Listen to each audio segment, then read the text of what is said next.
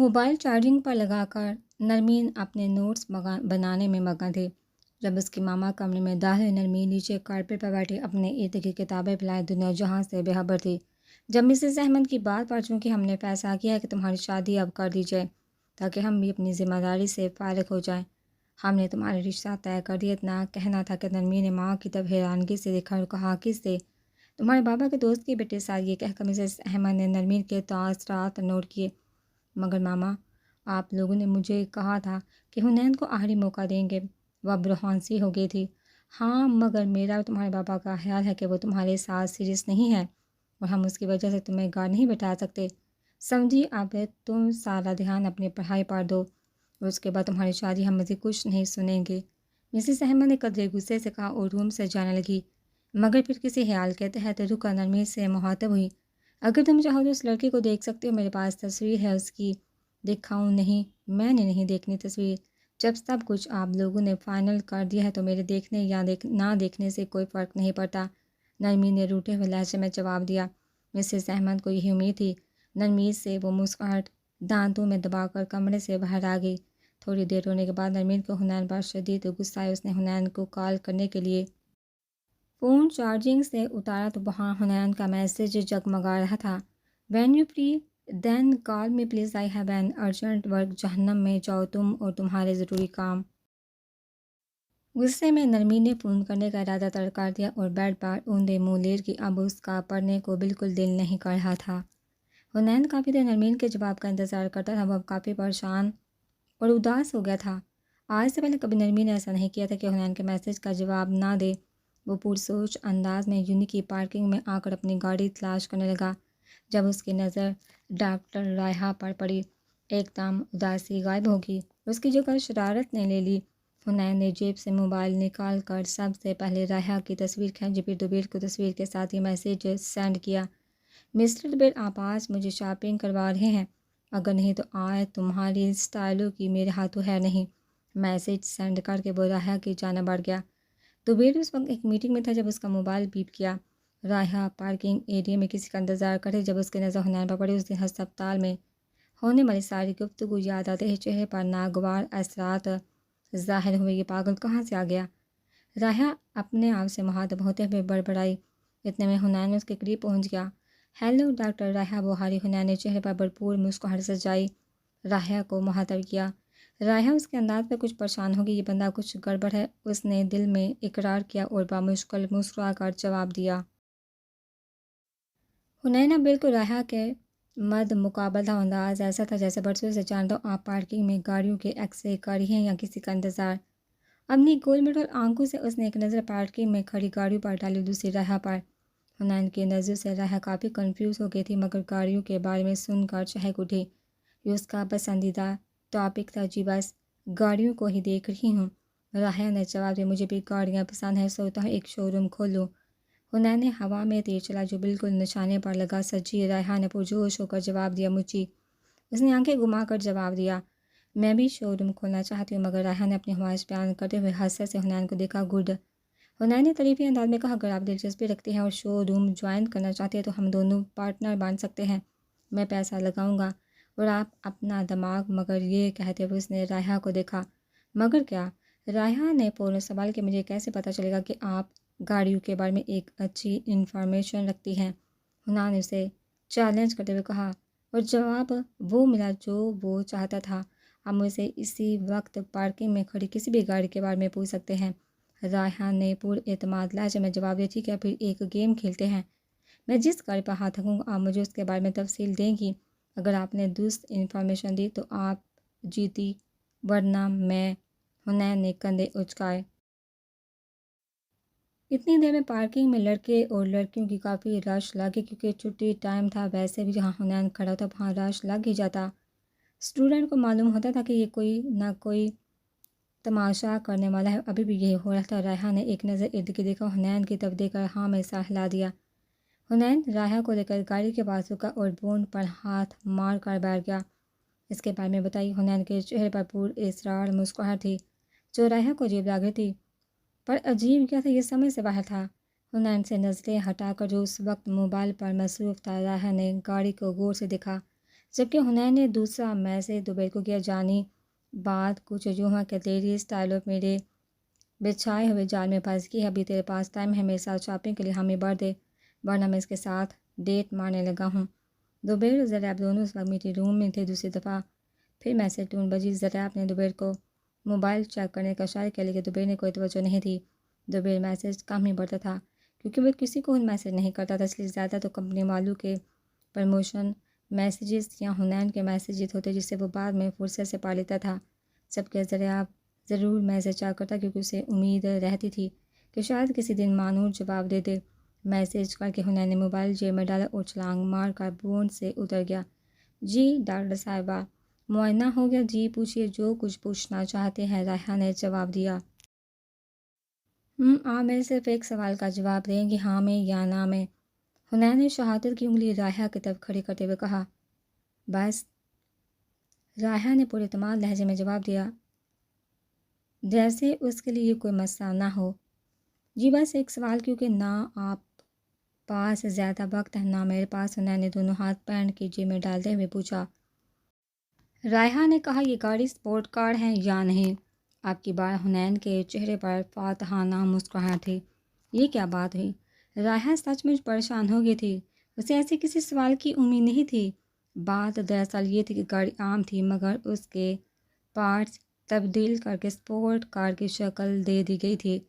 اب اگر رائحہ ہاں کہتی تب بھی ہار جاتی کیونکہ وہ سپورٹ کار نہیں تھی، نہ کہتی تب بھی ہار جاتی کیونکہ وہ دیکھنے میں سپورٹ کار تھی۔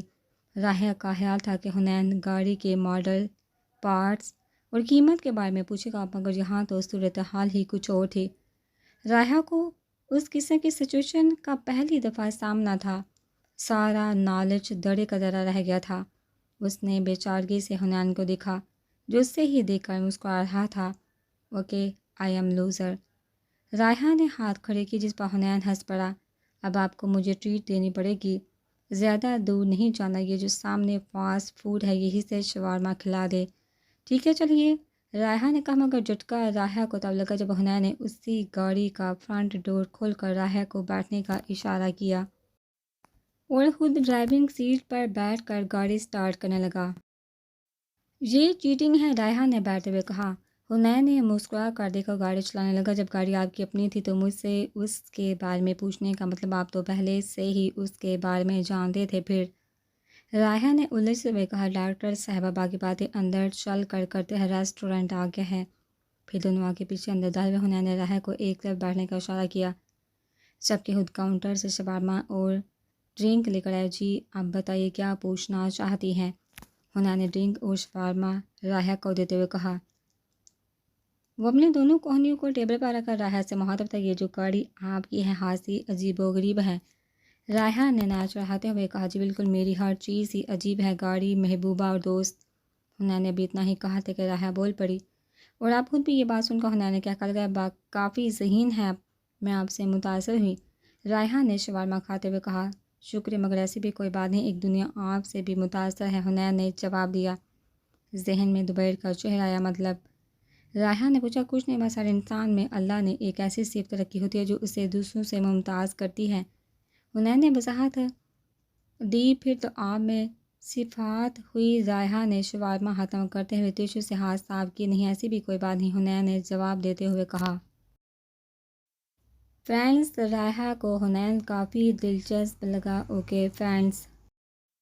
رائحہ نے ہمیں بڑے چلی، پھر میں آپ کو گھر ڈراپ کر دیتا ہوں، کافی دیر ہو گئی ہے۔ دوبیر اور زریاب جب فری ہو کر واپس آفس آئے تو دوبیر نے زریاب کو کھانا منگوانے کا کہا، خود موبائل نکال کر میسیج پڑھنے لگا، مگر جیسے حنین کے میسیجز پڑھے اس کے چہرے پر مسکراہٹ چھا گئی۔ رائحہ کی تصویر کو دیکھا زیر لب دوبیر نے کہا، تم کہاں میری شیطان کو؟ اور حنین کو میسیج کیا، اگر تم یہ گھٹیا حرکتیں نہ بھی کرتے تو میں تمہیں شاپنگ کروا دیتا، مگر اب نہیں۔ حنین اس وقت رائحہ کے گھر سے واپس آ رہا تھا۔ دوبیر کا میسیج پڑھ کر مسکرا دیا، جانی میں تیرے سسرال سے پہلا کھانا کھا کر آ رہا ہوں، اگر اپنی اسٹائلوں کا بائیو ڈیٹا معلوم کرنا ہے تو زریاب کو لے کر جناح سپر مارکیٹ آج۔ پھر کسی خیال کے تحت نرمین کو میسیج کیا، خدا کبھی کسی کا محتاج نہ کرے اور مسکراتے ہوئے موبائل ڈیش بورڈ پر رکھ دیا۔ زبیر نے حنین کا میسج پڑھا اور زریاب کی طرف موبائل بڑھا دیا۔ پھر اب کیا کرنا ہے وہ جان نہیں چھوڑے گا؟ زریاب نے مسکراتے ہوئے کہا کھانا کھا کر چلتے ہیں۔ زبیر نے کرسی سے ٹیک لگاتے ہوئے کہا۔ زریاب آفس میں زبیر ساتھ لنچ کر رہا تھا جب اس کا موبائل بجا۔ نمبر دیکھتے ہی نہایت ادب سے سلام کیا اور خیریت پوچھی۔ دوسری طرف سے پتہ نہیں کیا کہا گیا کہ زریاب نے کھانے سے ہاتھ اٹھا لیا۔ جی اچھا کہہ کر فون بند کر دیا۔ زریاب کے چہرے پر پریشانی کے آثار نمایاں تھے۔ جسے دیکھا زبیر نے پوچھا خیریت ہے؟ کس کا فون تھا؟ ہاں سب خیریت ہے، بابا سائیں کا تھا، جمعے کو گاؤں آنے کا کہا ہے، زریاب نے کھوئے ہوئے لہجے میں بتایا۔ اچھا زبیر نے زریاب کو دیکھا، کہا اس سے پہلے کہ وہ کچھ پوچھتا زریاب نے زبیر کو یاد دلایا کہ سپر مارکیٹ جانا منع اور شیطان نے ہنگامہ کر دینا ہے، جس پر زبیر سار ہلاتا اٹھ کھڑا ہوا۔ کونین ڈپارٹمنٹ سے 11 بجے قریب نکلے، اس کے دوست بھی اس کے ساتھ تھے۔ وہ سب مل کر کینٹین کی طرف جا رہے تھے جب گراؤنڈ کی سیڑھیوں پر عطرت بیٹھی ہوئی نظر آئی۔ او شٹ، یہ کیا میں نے کیسے بھول گیا؟ کونین کو اپنی صبح والی حرکت یاد آ گئی۔ شرمندگی سے سر مارتا ہوا دوستوں کو خدا حافظ کہتے عطرت کی طرف بڑھ گیا۔ عطرت بظاہر آنے جانے والوں کو دیکھ رہی تھی مگر سوچ کونین کی باتوں کو رہی تھی۔ جب کونین کی آواز پر چونکی کیسے ہیں، کونین دوستانہ مسکراہٹ سے عطرت کے پاس بیٹھتے ہوئے پوچھا ٹھیک ہوں؟ مختصر جواب آیا، ناراض ہیں؟ کونین نے عطرت کو پیار سے دیکھتے ہوئے کہا نہیں، میں کیوں ناراض ہونے لگی؟ اتنا نے جواب دیا جبکہ لہجے میں ناراضگی صاف ظاہر تھی۔ سوری عطرت، مجھے یاد نہیں رہا، تم نے انتظار کیا ہوگا۔ کونین نے شرمندہ ہوتے ہوئے کہا کوئی بات نہیں، مجھے ہی آپ کو سمجھنے میں غلطی ہوئی۔ عطرت ایک دم اداس ہوگی، پتہ نہیں کیوں کونین کو اس کا اداس ہونا اچھا نہیں لگا تھا۔ تھوڑی دیر دونوں خاموش رہے، پھر کونین نے ہمت کر کے حال ابھی کے بتائے ہوئے مشورے پر عمل کرنے کا سوچا۔ عطرت، میں نے جو کچھ اس دن کہا تھا وہ ابھی اتنا ہی کونین بولا تھا کہ عطرت بول پڑی، وہ سب جھوٹ تھا، مجھے آپ سے کوئی دلچسپی نہیں۔ یہی کہنا چاہتے ہیں نا آپ مجھے سے؟ مجھے معلوم ہے مگر پلیز مت کہیے اور جائیے۔ بات ختم کرتے عطرت کا لہجہ کچھ نم ہو گیا جس سے کونین نے محسوس کیا کہنا تو وہ یہی چاہتے تھے مگر جس طرح عطرت نے کہا اسے برا لگا۔ نہیں، یہ بات نہیں، میں تو یہ کہنا چاہ رہا تھا کہ پھر آپ نے میرے بارے میں کیا سوچا؟ ایک دفعہ پھر کونین نے غلط بول گیا۔ بولنے کے بعد احساس ہوا اپنی بات کا۔ عطرت نے مڑ کر کونین کو دیکھا جیسے یقین کرنا چاہ رہی ہو کہ کیا کہا۔ کونین خود بہت پھنستا جا رہا تھا، اسے خود سمجھ نہیں آ رہی تھی کہ وہ سوچتا کچھ تھا، بولتا کچھ تھا، ہوتا کچھ تھا۔ کیا کہا آپ نے ابھی؟ عطرت اب پوری طرح کونین کی طرف مڑ کر بیٹھ گئی تھی۔ وہ میں پوچھ رہا تھا کہ آپ نے میرے بارے میں کیا سوچا؟ کونین نے اپنی بات دہرائی، مجھے آپ بہت اچھے لگتے ہیں۔ عطرت کی اداسی یکدم غائب ہو گئی اور اس کی جگہ مسکراہٹیں لے لی۔ کونین نے عطرت کی طرف دیکھتے ہوئے سوچا یہ لڑکی کتنی سادہ معصوم ہے، اسے تو کوئی بھی بڑی آسانی سے بیوقوف بنا کر اپنا کام نکلوا سکتا ہے، اگر میں نے اسے چھوڑی تو کسی غلط لڑکے کے ہاتھ نہ لگ جائے۔ کیا ہوا؟ کیا سوچ رہے ہیں؟ جب کافی دیر کونین کچھ نہ بولا تو عطرت بول پڑی، عطرت تم بہت بیوقوف ہو۔ کونین نے کہا جی یہ تعریف ہے یا؟ عطرت نے حیران ہوتے ہوئے کہا دونوں، اور کونین ہنس پڑا۔ اچھا تو مجھے صبح کون سی بات کرنی تھی؟ کونین نے عطرت سے پوچھا۔ وہ آپ حنین ملک کو جانتے ہیں؟ عطرت نے کہا اسے کون نہیں جانتا، میں کئی بار ملا ہوں اسے، سینئر ہے ہمارا۔ کونین نے جواب دیا آپ ان سے ایک دفعہ ملے پلیز۔ عطرت نے جیسے یہ کہا کونین کو شدید حیرت ہوئی، یہ بات کرنی تھی، وہ پوچھے بنا نہ رہ سکا۔ عطرت نے نظر جھکا کر جواب دیا جی یہی کہنا تھا۔ آج حویلی میں کافی خاموشی تھی۔ دن کو چودھریوں کے کچھ لوگ آئے تھے، نہ جانے کیا بات ہوئی تھی مگر ان لوگوں کے جانے کے بعد سردار دلاور سردار حشمت ڈیری پر پریشان بیٹھے تھے کہ سردار دلاور علی خان نے کہا بھائی پھر کیا سوچا ہے؟ مجھے تو یہ ٹھیک نہیں لگ رہا، میرا دل مطمئن نہیں۔ سردار حشمت علی خان نے دکھ سے ایک گہرا سانس لیتے ہوئے سردار دلاور علی خان کو دیکھ کر کہا کیا کر سکتے ہیں، مجبوری اب اس کے نصیب ہی ایسے ہیں، میں کیا کروں؟ تم ایسا کرو زریاب کو فون کر کے بلا لو، پچھلی دفعہ ہی بہت ناراض ہوا تھا۔ یہ کہہ کر وہ زنانے خانے کی طرف چل پڑی۔ جب کہ سردار دلاور زریاب کو کال کرنے لگے، مانور اپنے کمرے میں صوفے پر بیٹھی تھی جب ماہی نے آ کر کہا آپا آپ کو بابا سائیں بلا رہے ہیں۔ مانو نے ماہین کی طرف حیرت سے دیکھا اور پوچھا مجھے؟ جی آپ کو بلانے کے لیے بھیجا ہے، ویسے آپا کوئی خاص بات ہے؟ سب ہی موجود ہے بابا سائی کے کمرے میں، ماہین نے اپنے طور پر خبر دی۔ چلو دیکھتے پھر کیا بات ہے۔ مانور ماہین کے ساتھ چلتی ہوئی سردار حشمت علی خان کے کمرے کے پاس پہنچی جہاں ماں پارا اور افراسیاب پہلے سے موجود ہے۔ تم لوگ یہاں کیا کر رہے ہو؟ مانو نے مصنوعی غصے سے پوچھا۔ آپا ہمیں بھی تو پتہ چلے کیا خاص بات ہے۔ افراد صاحب نے جواب دیا، اچھا ٹھیک ہے پھر کھڑے رہو۔ یہ کہتی ہوئی مانور کمرے میں داخل ہو گئے۔ سردار حشمت علی خان مانور سے بات نہیں کرتے تھے، بہت کم بلاتے، وہ بھی کسی کام کی صورت میں۔ یہی وجہ تھی کہ مانور کو اپنے باپ سے نفرت اور ڈر لگتا تھا۔ ابھی بھی جیسے ہی اس کی نظر اپنے باپ پر پڑی وہ کانپنے لگی۔ جی بابا سے آپ نے بلوایا؟ سلام کرنے کے بعد مانور نے نظریں جھکا کر کہا، ہاں بیٹھو۔ انہوں نے اپنے پاؤں کی طرف بیڈ پر بیٹھنے کو کہا، جبکہ سردار دلاور علی خان اور بیگم نسرین دونوں صوفے پر براجمان تھے اور مانور کی ماں سردار حشمت علی خان کی دائیں جانب بیٹھی تھی۔ مانور نے ایک نظر سب پر ڈالی اور بیٹھ گئی۔ سب کی آنکھیں سرخ تھیں سوائے سردار حشمت علی خان کے۔ تمہیں یہ بتانے کے لیے بلایا تھا کہ ہم نے ماہین کا رشتہ افراسیاب سے کر دیا ہے۔ گھر کا بچہ ہے، دیکھا بالا ہے، اور زریاب کے لیے میں نے اپنے دوست کی بیٹی پسند کی ہے۔ آ رہا ہے جمعے کو، پھر افراسیاب اور زریاب کی اکٹھی رسم کریں گے۔ مانور کے اندر خطرے کی گھنٹیاں باز رہی تھیں، مگر جو بات بابا نے بتائی ان سب کا میرے سے کیا لینا دینا؟ یہ تو سب خوشی کی باتیں ہیں۔ وہ ذہن میں سوچنے لگی، مبارک ہو بابا صاحب۔ مانور نے مبارکباد دی۔ خیر مبارک، خیر مبارک، سردار حشمت نے جواب دیتے ہوئے کہا، اور ہاں آج چودھری محمد علی اسد کا باپ آیا تھا تمہارے لیے رشتہ لے کر۔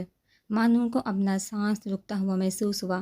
اس کے بھائی اسد کا چچا کی بیوہ فوت ہو گئی، بیچارہ بے اولاد ہے، کروڑوں کی جائیداد مگر وارث نہیں۔ وہ چاہتے کہ ہم تمہارا نکاح اس سے کر اس طرح جرگے کی شرط بھی پوری ہو جائے گی اور دونوں خاندانوں میں دوبارہ رشتے کی وجہ سے دشمنی بھی نہیں رہے گی اور بیچارے کو وارث بھی مل جائے گا۔ مجھے تو اس رشتے پر کوئی اعتراض نہیں۔ لڑکی کی عمر بس کچھ زیادہ ہے، یہی کوئی 50 سال کا ہوگا، مگر لگتا نہیں ہے۔ اب کی بار سردار حشمت علی خان کی آواز تھوڑی لڑکھڑائی۔ جمعے کو زریاب اور افراسیاب کی دعائے خیر کے بعد تمہارا نکاح ہے اور اتوار کو رخصتی۔ اپنا سامان پیک کر ہم تمہیں دھوم دھام سے رخصت کریں گے۔ آخر تم ہماری بیٹی پہ۔ انہوں نے ایک سانس خارج کرتے ہوئے مانور سے سرسری سا پوچھا، تمہیں کوئی اعتراض تو نہیں ہے؟ یہ کہہ کر انہوں نے مانور کی طرف دیکھا جو سر جھکائے بات سن رہی تھی۔ مانور نے اپنا سانس بحال کیا اور ایک شکوہ کے نظر اپنے چچا پر ڈالی، جنہوں نے مانور کو اپنی طرف دیکھتا پا کر نظر پھیر لی۔ چچا صاحب اچھا نہیں کیا آپ نے میرے ساتھ، مجھے آپ سے بہت سی امیدیں تھیں، آپ تو مجھے بہت پیار کرتے تھے، بیٹی کہتے تھے تو فیصلہ ہوا میں آپ کی بیٹی نہیں آپ کو بھی اپنا بیٹا عزیز ہے۔ مانور نے دل میں سوچا اور کہا، مجھے آپ کا ہر فیصلہ منظور ہے، جیسا آپ کہیں گے میں ویسا ہی کروں گی بابا صاحب۔ میں آپ کی حکم عدولی کا سوچ بھی نہیں سکتی۔ اور ساتھ ہی اٹھ کھڑے ہوئی، بابا صاحب اجازت؟ ہاں ٹھیک ہے، اللہ خوش رکھے، جو آرام کرو، اسی میں ہم سب کی بہتری، اپنا دل برا نہ کرنا، بندہ بہت شریف ہے، اونچا خیال رکھے گا تمہارا۔ سردار حشمت علی خان نے مانور کے سر پر ہاتھ پھیرتے ہوئے کہا، اور مانور جیسے ہی کمرے سے نکلی باہر ماہین اور ماں پارا منہ پر ہاتھ رکھ کر رو رہی تھی۔ مانور کو دیکھ کر اسے لپٹ کی، کیا ہوا، کیوں رو رہی ہو، مبارک ہو تمہیں؟ مانور نے پہلے ماہین کو پھر افراسیاب کو دیکھ کر کہا۔ افراسیاب نے منہ پھیرے جبکہ ماہین اور زیادہ رونے لگی، آپا یہ غلط ہے، ظلم ہے۔